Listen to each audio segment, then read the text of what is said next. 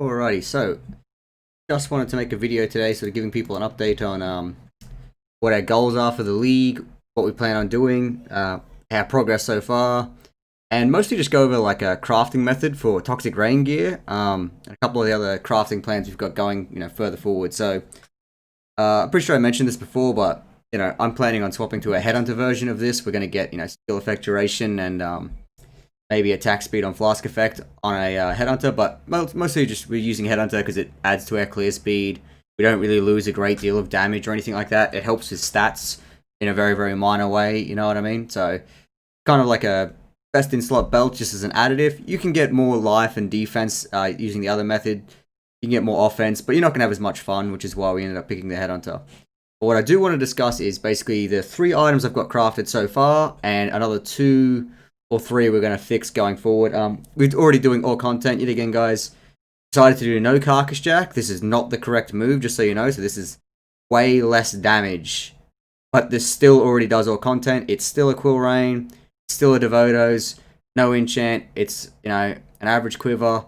It's literally rings that we just found while we were leveling, just for the despair on hit. They're not like impressive numbers at all. So the only things we've actually crafted have been the chest piece, this pair of boots, which we haven't finished just yet, this pair of gloves, which we haven't finished, but it's quite nice, and a headhunter, and obviously an amulet, which is very close to done, by the way, like very close, but it's not the perfect version, and obviously, this league, we're planning on making that happen if we can. So I think the first thing I want to go over is probably one of the easiest ones to get, and at the same time, one of the best ones to get. So how do you make this amulet right here? Pretty much the TLDR is, you just buy an agate amulet, and you're just going to alteration spam until you hit dexterity with skills. Then after that, literally all you're going to do is just add and remove chaos till you get the stats that you want. Like, there's pretty much only so many chaos modifiers in the game. So if you look at this one, it's chaos, you know what I mean? For dex skills, it's chaos multi. In the suffix, it's chaos resistance suffix. And then you've got an open affix, which we eventually want malevolence. Reduced aura effect, and then it's life. This thing is incredibly easy to craft, and honestly, it gives you probably the biggest damage upgrade in the game. So I think if I take this off, I don't have the int, which is another reason why we really, really like it. But yeah, we drop a lot of damage simply by just getting rid of this thing, you know what I mean? So, yet again, these numbers don't look too impressive just yet, but this already does all content, like I said. So this thing's incredibly easy. You're literally just looking for, and I recommend the agate amulet, because the thing you're lacking is strength and int. At no point are you ever lacking dex. So, I see a lot of people using like the Onyx amulet and just other bases. I see literally 0 point for that. Just because, like, why would you use a base where you have nearly 400 plus dex in the end game? You don't need dex. You don't need any more dex. Dex gives you a slight advantage in chance to hit. It's really not necessary, and I'll go into more detail about that later. But basically, I would use an agate amulet. Just make sure it's eye level 84 or something along those lines. I use 86. These things are relatively cheap. It cost me about 500 alterations, and then literally just do augmentations. You can just find those naturally. This thing virtually costs you nothing to make. It's extremely cheap. It's extremely powerful. And we do want the Chaos Res. I'm sure if you guys know by now, I'm meant to be using a Glorious Vanity with Divine Flesh. I've actually got the correct amount of Chaos Res, and I just haven't bothered implementing it yet. Mostly just due to laziness. Like, I've had a lot of stuff going on in real life. It's quite busy at the moment.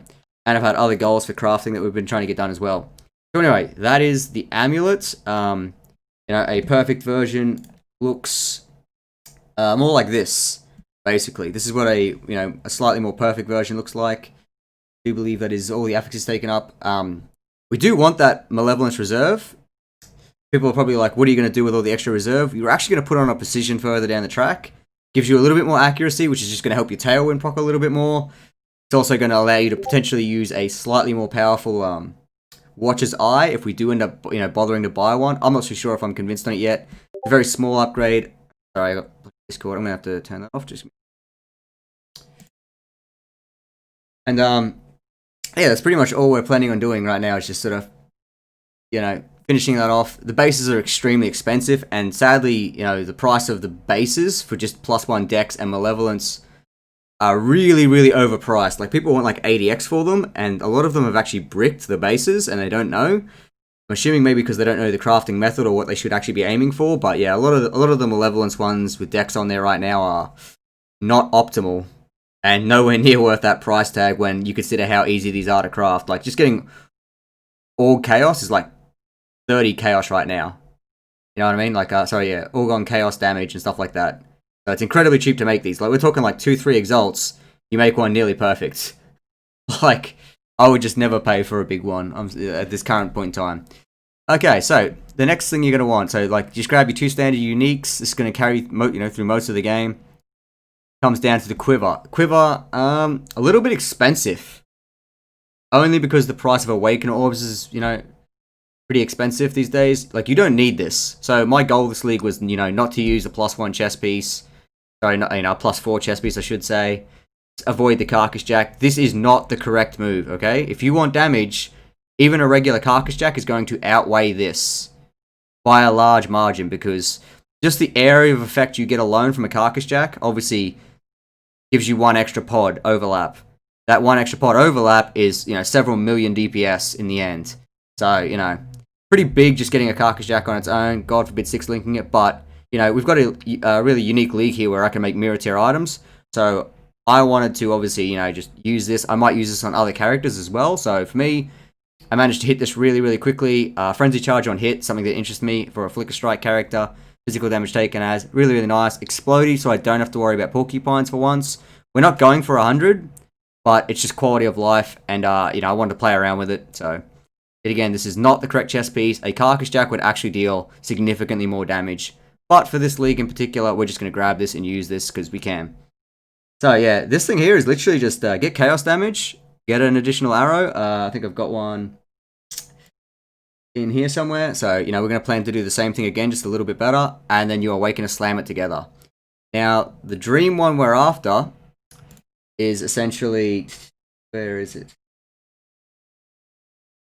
Something more like this, with damage over time, chaos damage over time, attack speed, life, additional arrows, and now this last one, increased area of effect.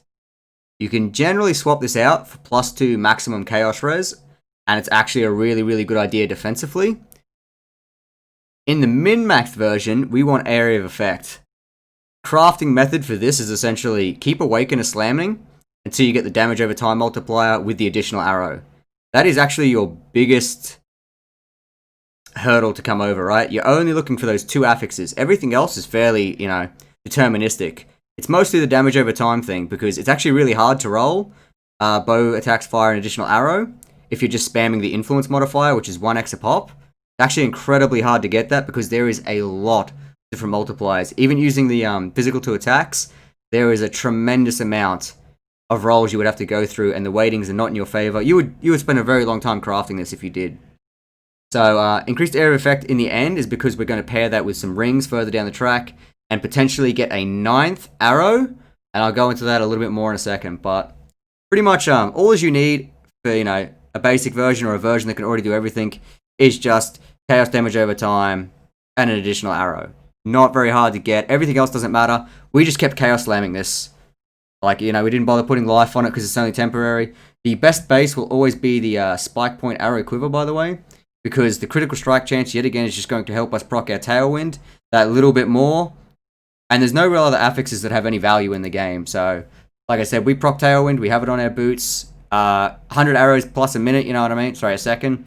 Means that we actually get this fairly frequently. Pairing it with a Headhunter while we're mapping means we get a bunch of extra crit chance and accuracy. So we actually have this proccing off fairly frequently, and obviously Tailwind is a big damage upgrade to our, our more multiplier or whatever you want to call it. So we do that. But yeah, that's basically what you're going for. A perfect one's going to have area of effect. None of these currently exist, and there's only one base, even sort of remotely close. I'll see if I can pull it up. This is currently the only base in existence which fits the bill. Very easy to craft, however, somewhat expensive, and this guy, to my knowledge, isn't selling it, and I've tried so hard to get it off of him, but obviously we lack a lot of funds, and it's quite a hard roll to get, and I don't want to really keep wasting Awakener Orbs. We're going to have one more shot at the Quiver. I hope we get it, but we've got other crafting projects to move on to. Okay, next one. The boots. The boots are extremely easy to get. Like, unbelievably easy. I do have to finish these off, But, you know, the TLDR is for anyone that doesn't know how to do this. Get yourself an eye level 86 pair of boots of your choosing. I would personally choose Slink because we're no longer converting evasion into armor or anything along those lines. We don't really need the extra res. But essentially, just get as high res as possible. You could do that through the crafting methods, but how you start this base off is literally alteration spam till you get 35% movement speed, regal it, wipe whatever the other regal's got, unless it's a tier 1 res. Then you slam on the reses that you want, right? So in my case, it was fire and lightning, because it's what I needed at the time. And then you augment on a speed modifier. There's only 2 speed modifiers in the game right now, which pretty much means that you're guaranteed to slam on Tailwind. So if you actually just look at the mod pool right now, it's literally guaranteed that you switch on, movement speed and then Tailwind, because it's the only other one with a speed tag in the prefix area. So long as your suffixes are locked, that's guaranteed. And obviously, like I said, we use Tailwind just to have fun mapping. Obviously we're going to craft tier 1 life on this later, and I think we're going to go for hybrid also on top, because obviously, we're a flask finder, we don't really need to worry about like freeze immune or anything just yet. And I'm going to probably 3 white socket if I can. These pair of boots will last me a very long time. That's pretty much how you do those. Very, very easy. Obviously, once you've got your affixes, just keep re-rolling fire, add, remove, until you get tier 1. I would recommend getting tier 1. This is a perfect league for mirror tier items. I would suggest you guys just make as many as you can and enjoy it as much as you can. The belt slot, me personally, I'm just going to go for a headhunter.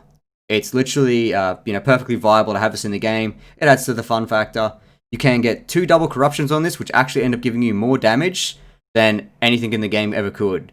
Obviously, we're still waiting on one of those to exist. I've had a couple pop up, but I haven't had the money and they haven't been willing to swap. So I've obviously got a pretty well rolled one. I've been trying to swap it for a skill effect duration or an attack speed with flask. Currently, no one's taking the bait, so we're going to have to just stick with a regular headhunter for now. That is fine. Okay, so last and final piece for now is pretty much the Slink gloves. The long story short is, get as high eye level as you can. You want damage over time. This is the only thing that doesn't have a tag, okay? So this thing is like, if you lose this, you're going to have a bad time crafting the rest of it. So all I like to do is just grab the Slink gloves, or whichever ones you need. Get Chaos Damage Multi and Damage over time, tier 1. Awaken and slam them together and just pray that you can wipe the rest of the affixes. Because after that, you're just going to grab as high a, res as possible. You're going to put on the attack speed. We will eventually be making this 16 attack speed to finish it off. And then we're just going for tier 1 life, hybrid. That's pretty much all you need in the belt slot there. And that's, these 3 items are already carrying me pretty hard, you know what I mean? Like, got the Tailwind, we got the Headhunter for fun. This Quiver is going to be upgraded, hopefully a fair bit. We'll see how that goes. Devotos, all this stuff is very standard. Then it comes to our last 2 slots, the rings.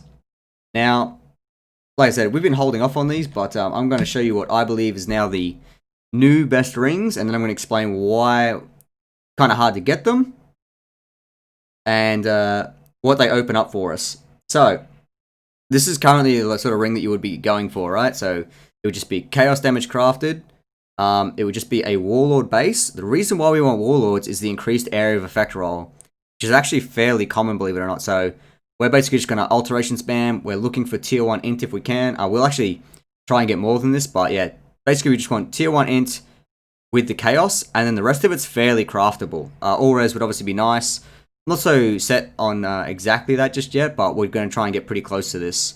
Then we're going to want life. I do want it on a Vermilion base, but the reason why we want this area of effect is because if we get area of effect here, here, and here on the other ring, just by having a Warlord base, we can actually get an additional arrow, which would, for the first time ever, allow us to actually drop a +1 Quill Rain, by the way. So a +1 Quill Rain is like actually ridiculous to beat, and a lot of people just can't seem to work that out in the POB because they're just going to put on a +4.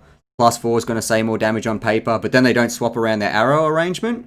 So like, whenever you take an arrow off this thing, right, which is what you should do when you go to a +2 bow, people don't ever do this.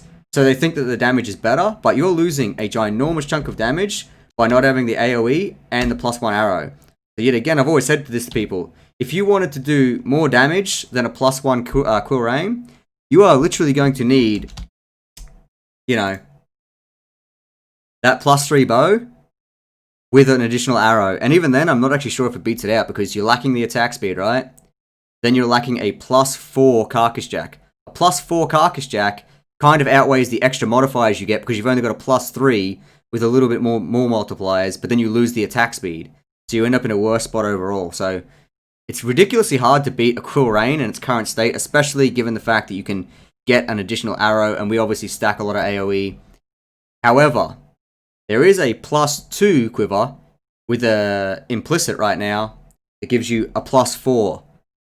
That would actually outweigh the short bow. The problem being, right, is that would put me up to 9 arrows. To get 9 arrows, I would need a lot of extra AoE.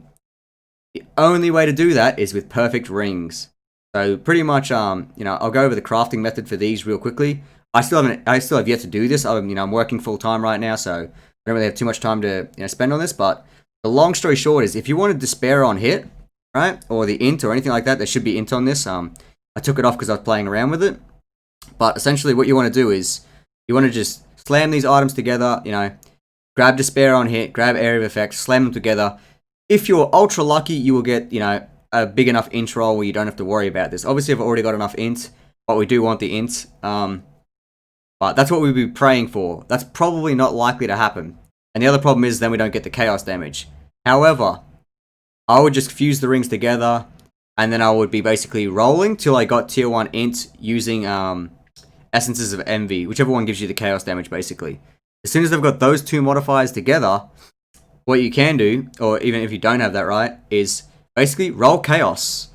Despair actually has the chaos tag, so you can just add, remove, add, remove, add, remove, add, remove, until you eventually get Despair on hit in your final slot. Presuming that you don't actually lose your other roll. So it's a little bit tricky to get. It is hard, but it's actually not that bad. Then the other one is the area of effect damage. Now you're pretty much, that's your suffixes locked out, and then you're done with suffixes. So it's actually kind of ridiculously easy to do your prefixes, because all you're going to do is influence slam, influence slam, influence slam until you get them. And increased area of effect actually has one of the highest weightings. Hold on a sec. Actually has one of the highest weightings out of all of the things you can get for prefixes. So if you're on Warlords, right, increased area of effect is actually quite high up there.